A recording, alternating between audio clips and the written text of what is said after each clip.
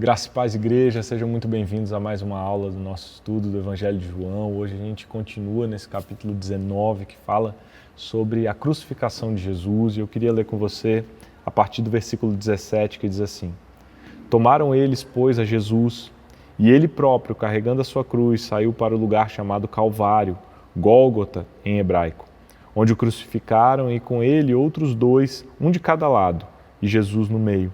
Pilatos escreveu também um título e o colocou no cimo da cruz. O que estava escrito era: Jesus Nazareno, o Rei dos Judeus.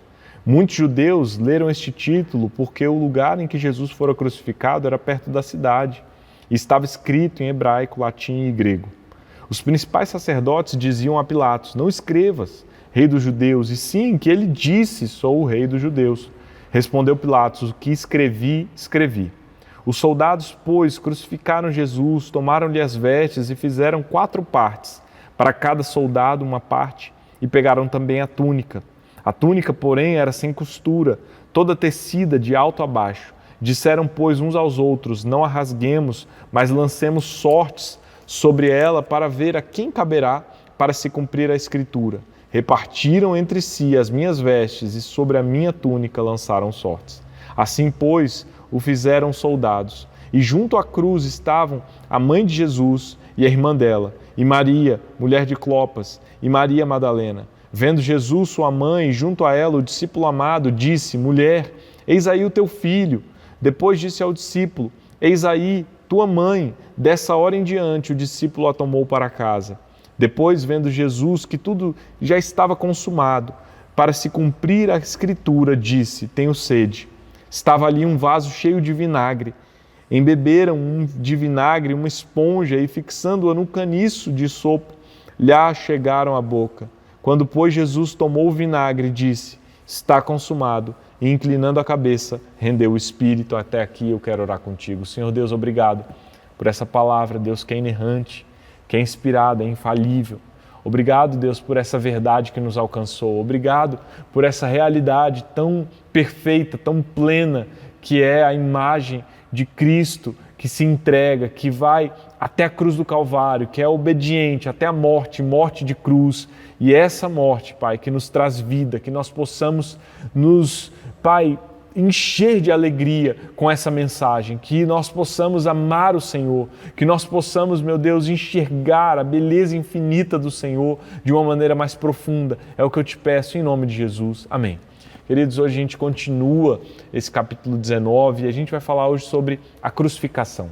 E falar sobre a crucificação pode ser um tema que a gente ouve diversas vezes. A gente, num país que é bastante cristianizado, ouve falar de Jesus na cruz, vê imagens de Cristo na cruz, mas hoje eu quero tentar esclarecer um pouco mais o que a cruz do Calvário significa para nós hoje.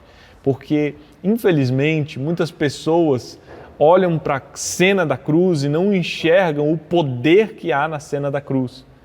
É algo que já foi dito em estudos anteriores, que nas biografias das pessoas famosas, relevantes, a morte é um capítulo ou uma fração muito pequena dessa biografia. Isso foi dito pelo jornalista Philip Yancey. Mas quando a gente olha para a história de Jesus, a gente vê uma ênfase muito grande na morte. É porque a morte de Cristo, a cruz de Cristo, tem um significado muito profundo para nós. Eu vi recentemente uma entrevista que aquele ator global, Pedro Cardoso, deu, e ele estava questionando o fato de o cristianismo dar tanta ênfase na morte de Jesus, e ele fez uma seguinte afirmação: a vida de Jesus é o exemplo e não a sua morte. Ou seja, ele falou, a gente tem que enfatizar mais a vida de Jesus, os ensinamentos durante a vida de Jesus e não a morte de Jesus. E por que eu digo a você que essa afirmação dele está totalmente equivocada? Porque talvez ele não tenha entendido o tamanho do pecado que a humanidade carregava, o tamanho do nosso pecado. Talvez ele não tenha entendido que nós ofendemos um Deus eterno e essa ofensa a um Deus eterno significa morte eterna. E só quando o Cordeiro que tira o pecado do mundo vai à cruz do Calvário é que nós podemos nos religar a Deus, é que nós temos acesso a Deus. Então, queridos, é pensar que a cena da cruz é a certeza de que Deus se importa conosco tanto, de uma tal maneira que Ele está disposto a ir ao castigo terrível da cruz para nos dar vida, para perdoar os nossos pecados. É o que o profeta Isaías diz no capítulo 53, quando ele fala: mas ele foi traspassado por causa das nossas transgressões, esmagado por causa das nossas iniquidades. O castigo que nos traz a paz estava sobre ele, e pelas suas pisaduras ou feridas fomos sarados. Queridos, nós precisamos entender que sem morte de cruz não haveria salvação para as nossas vidas. Sem sangue, sem o derramamento do sangue puro, precioso, do Cordeiro Imaculado, Jesus Cristo, nós não teríamos condições de ter vida eterna. Mas em Cristo nós podemos ter a certeza de que temos um caminho que nos leva ao Pai. Isso é a beleza da cruz do Calvário. É por isso que nós nos identificamos com Cristo na sua vida, sim, naquilo que Ele fez, no seu ministério, nos seus ensinos, nas suas práticas, mas nós nos identificamos com Ele também na sua morte, na sua crucificação. É por isso que Ele diz: aquele que quer vir após mim, a si mesmo se negue, tome a sua cruz e siga-me. E também nos identificamos com Ele, queridos, na sua ressurreição. É por isso que nós temos a certeza que nós estamos junto a Ele. Essa é a linguagem que o Novo Testamento diz: nós estamos escondidos em Cristo. E da mesma forma que Jesus irá se revelar na sua volta, na sua segunda vinda, nós também nos revelaremos através dessa identificação com a ressurreição de Jesus Cristo. A morte de Cristo importa, e eu quero te contextualizar brevemente do que esse capítulo 19 está tratando. Nós vimos Jesus sendo preso, nós vimos Jesus sendo traído por Jesus, ou melhor, sendo traído por Judas, e nós vemos Jesus sendo levado para as autoridades para ser interrogado. Então ele é interrogado pelas autoridades judaicas e depois ele é levado para Pilatos, que era a autoridade romana que poderia tanto condenar Jesus quanto aplicar a execução da pena de morte. E nós vemos aquele embate de Pilatos olhando para Jesus e não reconhecendo nele nenhum potencial ofensivo, nenhum potencial de tramar ou de afrontar o Império Romano, e nós vemos as autoridades judaicas obstinadas e clamando e pedindo e insistindo e colocando Pilatos contra a parede, dizendo que se ele não levasse Jesus à morte, ele estaria sendo um inimigo de César, ou seja, ele não seria um amigo de César. E eles vão a tal ponto de obstinação, eles estão tão irredutíveis nas suas ideias de morte contra Cristo, que eles dizem: não temos rei senão César. Então Pilatos fica naquela sinuca de bico, e ele não tem mais como negar esse apelo das autoridades judaicas, ou melhor, ele fica com medo, ele tem um temor de ser acusado pelas autoridades judaicas, de ser alguém que está contrário ao Império Romano. Então ele vai e crucifica Jesus e leva Jesus para a cruz do Calvário. É o que nós vemos no versículo 17, que diz: tomaram eles, pois, a Jesus e ele próprio, carregando a sua cruz, saiu para o lugar chamado Calvário, Gólgota em hebraico. Então Pilatos envia os soldados romanos para levarem Jesus a ser crucificado, e a gente precisa entender a gravidade de uma pena de morte na cruz. Não era um castigo qualquer, não era uma forma de pena de morte qualquer. Era uma forma tão grave, tão pesada, que nem mesmo os cidadãos romanos podiam ser levados para uma crucificação, a não ser que houvesse uma ordem expressa do imperador romano. Fora isso, um cidadão romano não poderia ser levado a uma pena de morte na cruz, porque a cruz era considerado a forma mais vil, mais terrível, mais vergonhosa, mais horrenda de uma morte.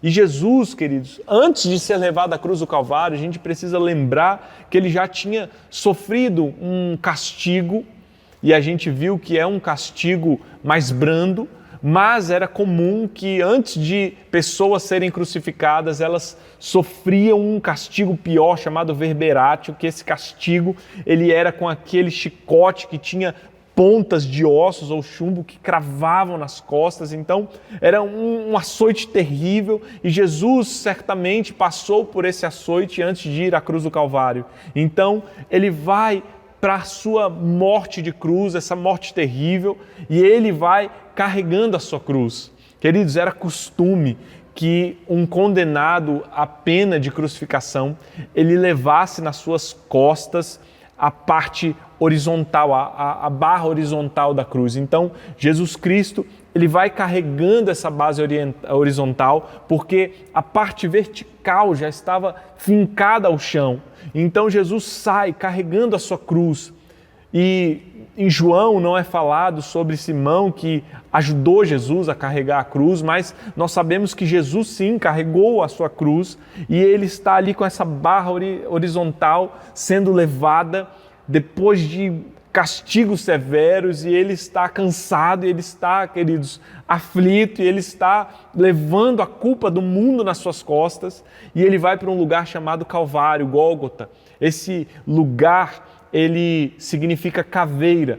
A palavra Calvário, ela vem do latim, que significa calvaria, ou seja, a caveira, e transliterado para o nosso português, ou derivado para o nosso português, a gente lê como Calvário, mas no grego é Gólgota.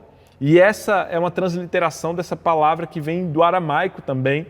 Então, nós vemos que tanto Calvário quanto Gólgota significa a mesma coisa, caveira. E esse lugar da caveira, a gente tem algumas discussões para tentar localizar onde seria esse local onde Jesus foi crucificado. E uma possibilidade é que seja num monte onde há uma aparência de caveira. Essa é uma das possibilidades que se levantam para que Jesus tenha sido crucificado lá. Também em Israel nós temos alguns pontos, nós temos a Igreja do Santo Sepulcro, um local próximo ali. Não há uma certeza de onde Jesus foi crucificado, mas o que se sabe é que por algum motivo aquele lugar era chamado lugar da caveira. Era um lugar de morte, era um lugar onde tinha uma aparência de morte, queridos, e Jesus está sendo levado para esse lugar da caveira para ser crucificado. E aqui no versículo 18 nós temos a informação de que outros 2 estavam sendo crucificados e Jesus no meio. Mas nós, pelos outros evangelhos, sabemos que Jesus foi crucificado nesse Gólgota com 2 ladrões. Então, queridos, olha que cena terrível.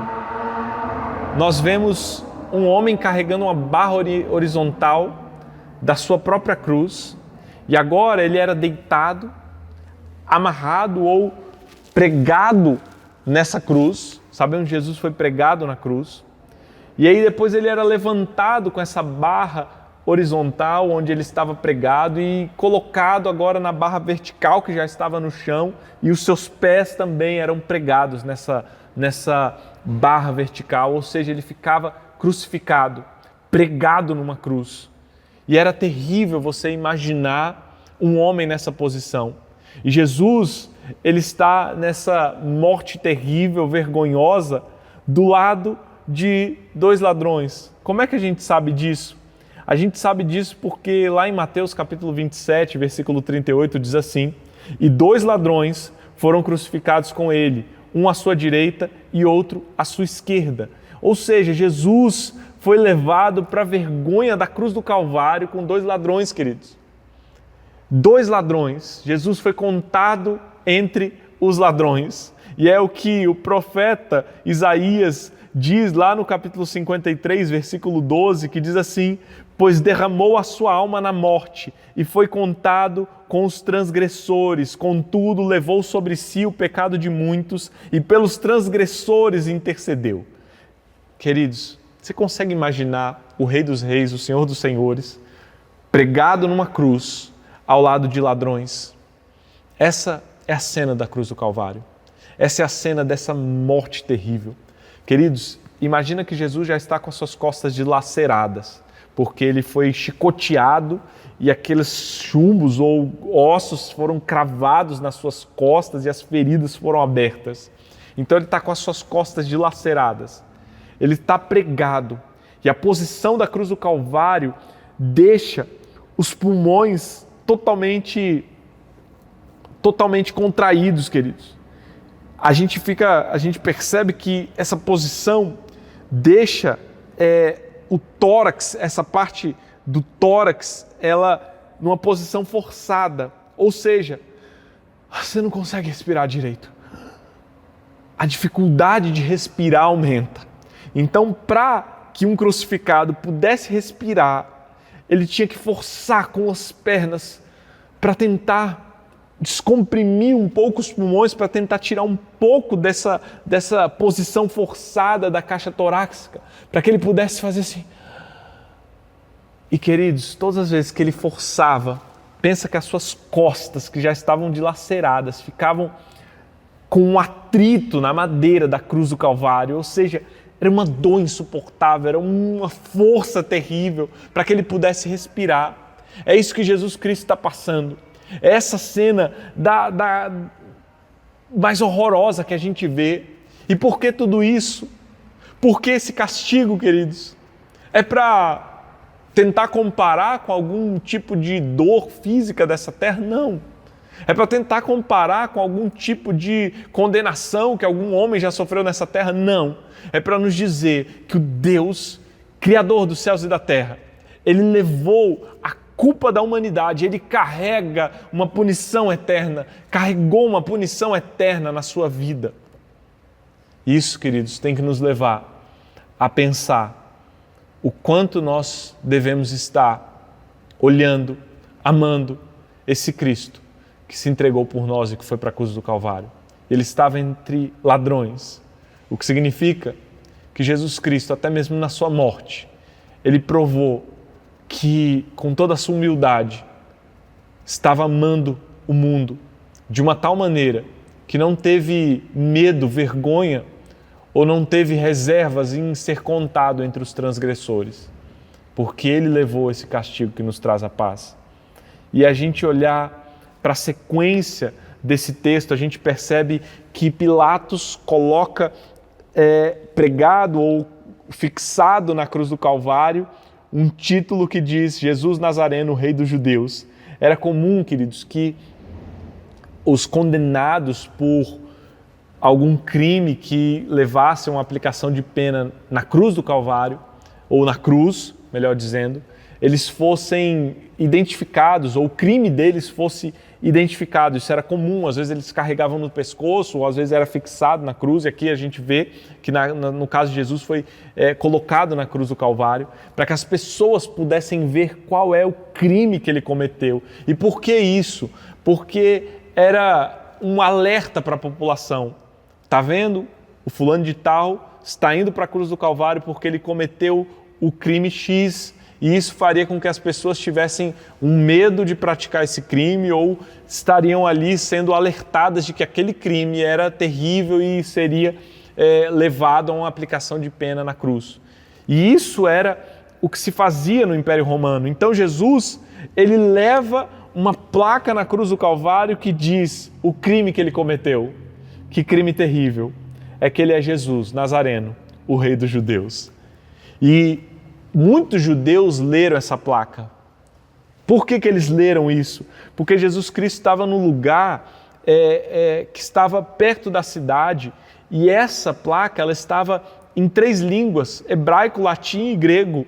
Ou seja, o grego era a língua mais popular no Império Romano, ou naquela circunstância.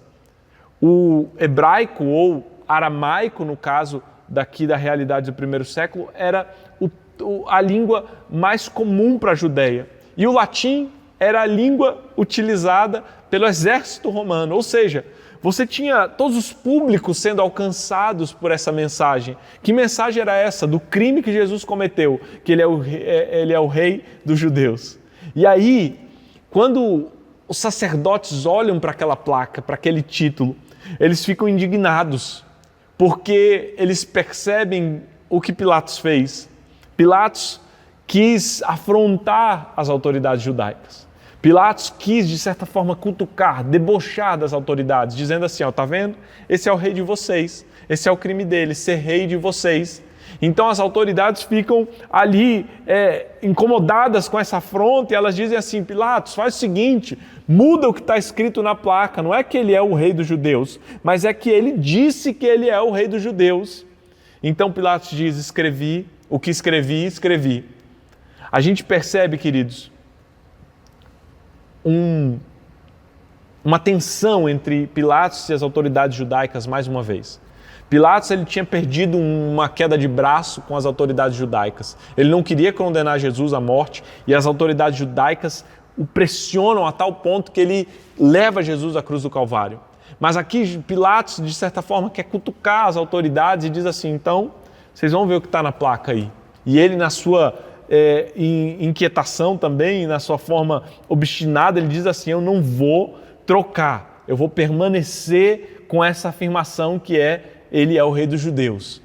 E no meio de todo esse entrave, no meio de todo esse embate, queridos, a gente tem uma porção profética no que foi dito aqui.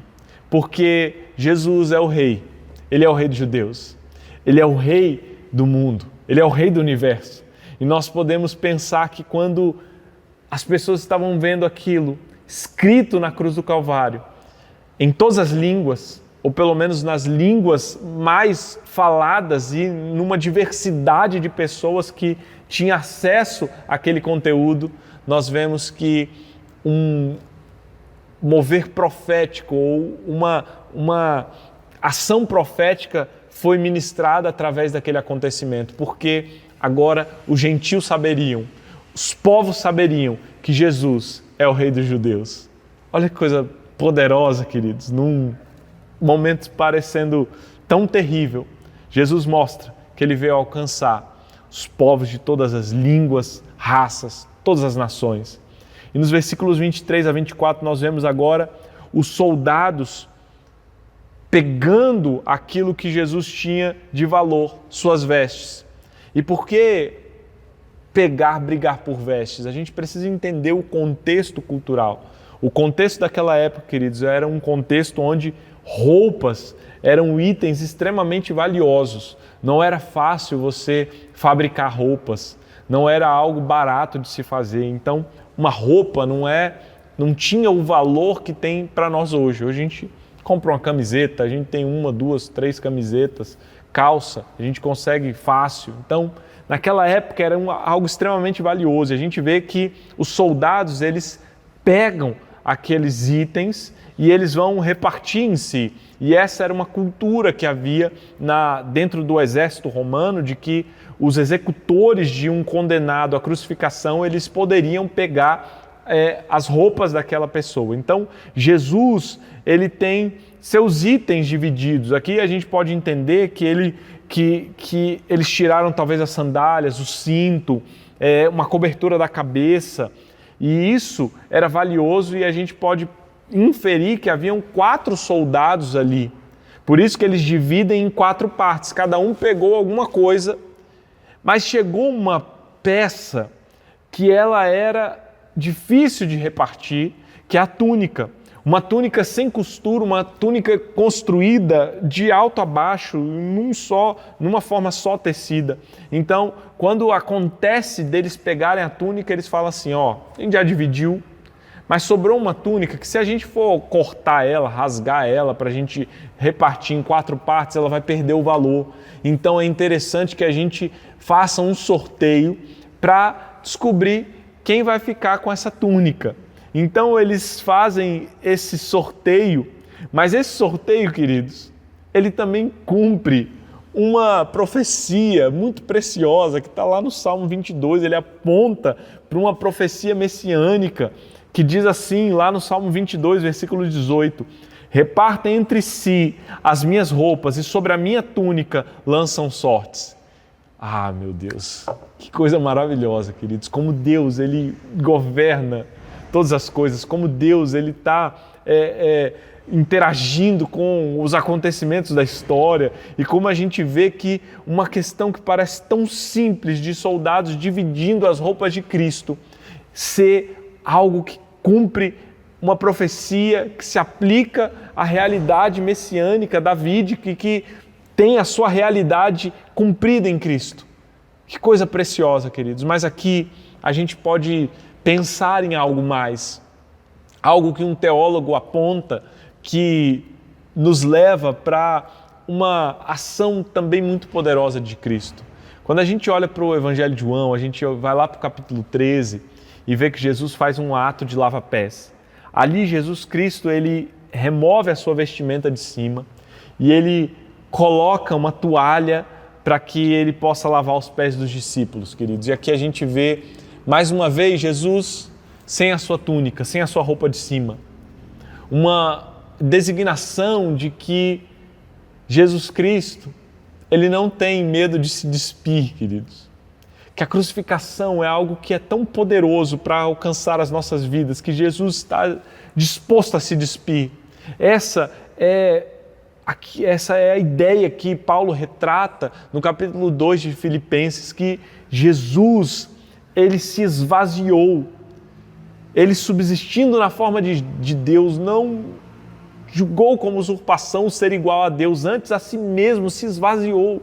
Ou seja, ele não tem medo de remover a sua vestimenta, de colocá-la ao lado e servir as nossas vidas, de lavar os nossos pés. Esse é o nosso Cristo. E na crucificação, essa ideia ela fica mais clara. Jesus tira a sua túnica, ele vai à cruz do Calvário e ele morre para trazer vida a nós. Que coisa maravilhosa, queridos.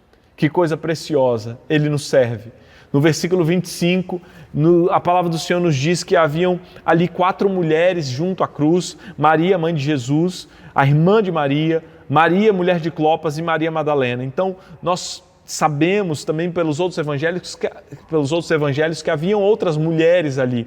E sabendo que Jesus ficou um período longo na cruz do Calvário, a gente pode perceber que em alguns momentos talvez se afastassem, em alguns momentos se aproximassem. Então João está relatando o momento onde essas 4 mulheres se aproximam da cruz do Calvário. Isso não significa que elas ficaram ali o tempo inteiro, mas elas se aproximam. E são as 4, Maria, mãe de Jesus, a irmã de Maria, Maria, mulher de Clopas e Maria Madalena. E a gente percebe, queridos, que essas mulheres estão ali derramando o seu amor a Jesus Cristo, ou se condoendo com Jesus Cristo, enquanto os soldados tripudiavam e repartiam suas vestes. Mas quando Jesus olha para aquela cena e ele vê que está a sua mãe Maria ali, junto com o discípulo amado, que a gente já sabe que é João, ele não se identifica, ele não escreve o seu nome, mas ele se retrata como o discípulo amado, ele que está escrevendo esse evangelho. E aí Jesus olha para a sua mãe, olha para João e diz o seguinte: mulher, eis aí teu filho. E depois Jesus vira para o discípulo amado, para João, e diz assim: está aí a sua mãe. Dessa hora em diante, João pega Maria, a mãe de Jesus, e a leva para casa. Aqui a gente precisa, queridos, entender algumas coisas. Não temos a visão dos católicos romanos, nós somos protestantes e como protestantes nós respeitamos a figura de Maria, honramos a figura de Maria, mas não veneramos, não entendemos que Maria tem um papel de intercessora ou que ela cumpre algum tipo de plano profético eterno. Não, Maria ela cumpriu um plano profético nessa terra, ela gerou o Filho de Deus, mas nós temos que entender, queridos, que esse texto ele não está colocando Maria numa posição de mãe universal. Aqui, pelo contrário, nós temos Jesus preocupado com a sua mãe. Jesus Cristo está preocupado com a proteção, com o cuidado e com a provisão da sua mãe. Então ele olha para uma mulher que naquela época não tinha uma independência como as mulheres hoje têm. As mulheres naquela época elas eram dependentes da figura masculina para terem provisão, para terem recursos, para poderem relacionar-se socialmente. Então nós vemos que Jesus, preocupado com a sua mãe, chama João, o discípulo amado, e dá um encargo a ele. Isso tem uma espécie de poder jurídico adotivo na fala de Jesus, mas Jesus está colocando assim: agora ela é sua mãe, você é filho dela. Ou seja, Jesus está dizendo: eu sou o filho mais velho da minha mãe, mas eu não posso cuidar da minha mãe agora, eu estou na cruz do Calvário. Então, João, eu estou te designando para essa missão de provisão, de cuidado, essa missão de zelar dessa mulher que me deu à luz, Maria. E aí a gente pode se perguntar, mas, Jesus tinha outros irmãos, cadê esses outros irmãos para cuidarem da mãe, para prestarem essa assistência, esse auxílio, para cumprir um papel do filho de cuidar? Queridos, a gente pode lembrar que Jesus, ele não era bem quisto pelos seus irmãos. Por exemplo, a gente pode pensar lá o que João diz no capítulo 7, versículo 5, acontece que nem mesmo os irmãos de Jesus criam nele. Ou seja, os irmãos de Jesus, eles tinham algumas reservas com relação a Jesus. Podemos dizer que eles eram hostis a Jesus. E é muito provável que nenhum desses irmãos estivesse em Jerusalém, porque a gente sabe que a casa de Jesus, a família de Jesus, ela era estabelecida em Cafarnaum. Ou seja, Maria provavelmente estava sozinha ali em Jerusalém, estava desamparada. Então Jesus olha para aquela situação de Maria sozinha e, mostrando o seu cuidado, a sua preocupação, designa João para ser esse protetor, para ser esse cuidador dela. E aí a gente vê essa parte que diz dessa hora em diante, ou seja, está falando da morte, da exaltação de Jesus, desse momento da cruz. O discípulo amado, ou seja, João, acolhe Maria, leva ela para casa, ou seja, ele passa a ter um trabalho de providência e cuidado na vida de Maria. E no versículo 28, a palavra do Senhor nos diz: depois, vendo Jesus que tudo já estava consumado para se cumprir a Escritura, disse: tenho sede. Queridos, quando a gente olha para Jesus Cristo e a gente vê a sua fidelidade, e a gente vê o seu sacrifício, a gente entende que Jesus, ele está nesse mundo verdadeiramente homem, verdadeiramente Deus, cumprindo um plano. E a gente vê a beleza do reino de Deus quando essas duas naturezas se encontram. Porque Jesus, na sua divindade, ele sabia que tinha um plano a se cumprir, ele sabia que detalhes proféticos precisavam ser encaixados nesse período de morte, de crucificação, mas ao mesmo tempo ele é um homem que padece, que sofre, que tem as dificuldades de qualquer ser humano. Então a gente vê esse encontro, querido, dessas naturezas. Por quê? Porque Jesus, provavelmente com a sua mente encharcada das Escrituras, com o seu conhecimento, com o seu entendimento, ele sabia que tinha algo da Escritura para se cumprir ainda na cruz do Calvário. Mas ao mesmo tempo, como homem, sofrendo as necessidades de um homem, ele encontra essas duas realidades. Que realidades são essas? A sede de Cristo e a profecia que se cumpre. E onde a gente vê esse encontro? Lá no capítulo 69 do livro de Salmos, no versículo 21, que diz assim: por alimento me deram fel, e na minha sede me deram a beber vinagre. Ou seja, é o que acontece no versículo 29. Estava ali um vaso cheio de vinagre. Embeberam de vinagre uma esponja e fixaram num caniço de sopo. Lhe achegaram à boca. Queridos, olha como que a Escritura se cumpre. A gente percebe que Jesus está sedento, ele tem sede, mas algo da Escritura precisava ser cumprido, o que está lá no Salmo 69. Então, Jesus diz que tem sede e alguém leva para Jesus um vinagre. Queridos, a gente precisa separar momentos da crucificação, porque existem alguns momentos que são relatados em outros evangelhos e no livro de João não. Então, a gente sabe pelo relato de Marcos que Jesus, a ele foi oferecido um vinho misturado com mirra, que está lá em Marcos 15, 23, que diz assim: quiseram dar-lhe para beber vinho misturado com mirra, mas Jesus não aceitou. Ou seja, foi dado a ele essa espécie de vinho que era misturado com mirra, e o propósito dele era ter um efeito sedativo, era aliviar a dor. Então Jesus recusa esse vinho. Jesus não queria aliviar a sua dor, não queria diminuir a importância do seu sacrifício ou diminuir a dor do seu sacrifício. Mas pelo contrário, ele diz: tenho sede, e agora é oferecido um vinagre, que ele é um vinho barato, um vinho amargo, e aí é dado a Jesus.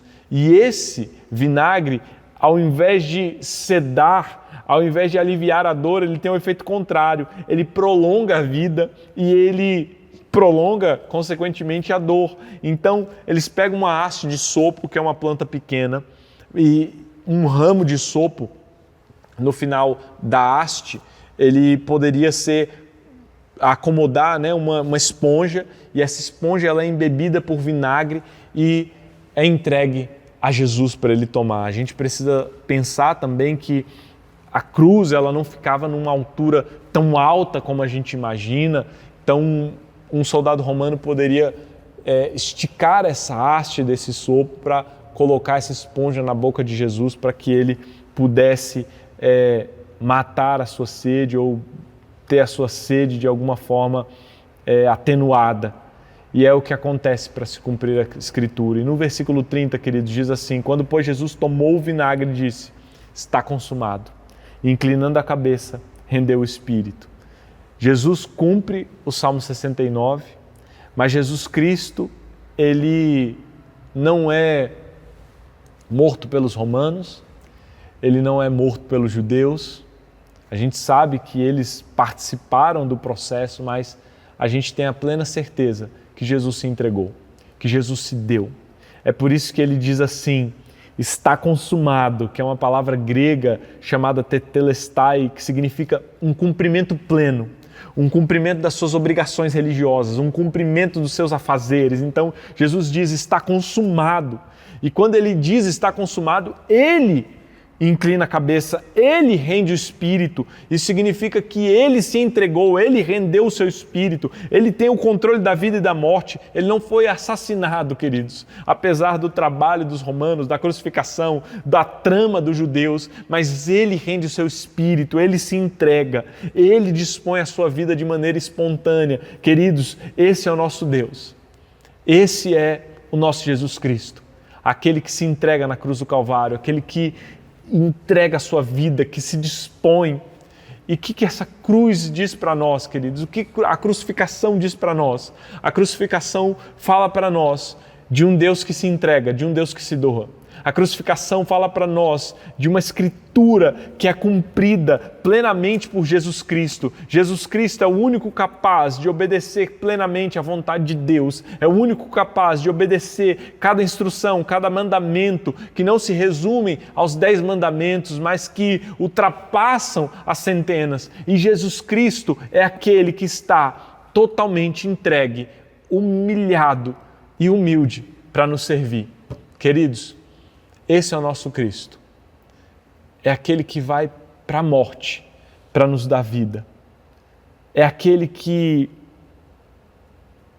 nos leva, queridos, a entender que tudo que ele faz é perfeito. A gente pode pensar: poxa, mas será que Jesus precisava mesmo morrer na cruz do Calvário? Será que não tinha outro caminho? Será que ele não podia assinar um documento? Será que ele não podia, não sei, fazer um trato diferente? Queridos, precisava de um sangue. E o único sangue puro que passou por essa terra e que foi derramado na cruz do Calvário é o sangue do próprio Deus, de Jesus Cristo. Se o Cordeiro que tira o pecado do mundo não fosse para a cruz do Calvário, ao invés de vida, teríamos morte.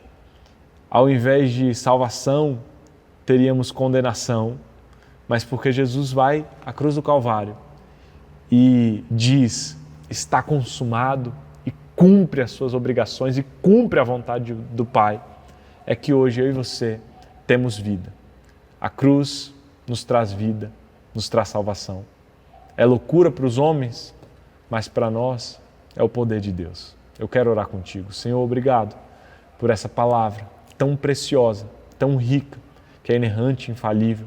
Eu oro pedindo, meu Deus, para que cada vida que tiver acesso a esse conteúdo ame o Senhor, reconheça a Tua grandeza, a Tua majestade, reconheça o valor infinito da Tua obra e que se renda a Ti, se prostre a Ti e ame o Senhor com todo o coração, alma, mente e força. É o que eu te peço, em nome de Jesus. Amém.